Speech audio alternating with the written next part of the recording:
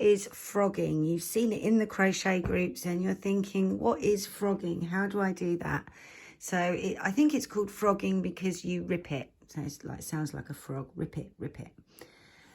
So what we do is when I frog my work, I like to turn it around. I just think it comes out better that way, and hold it somewhere that your hand's not going to get in the way. And then you're just literally going to very gently tug on the crochet work, and you're going to undo the stitches you just made.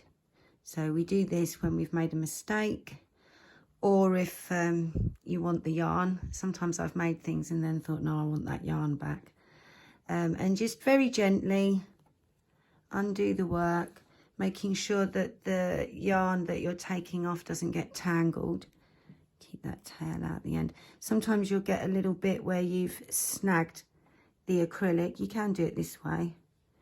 And if you do get that, just very, very gently kind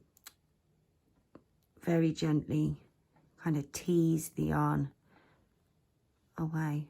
And that is what frogging is.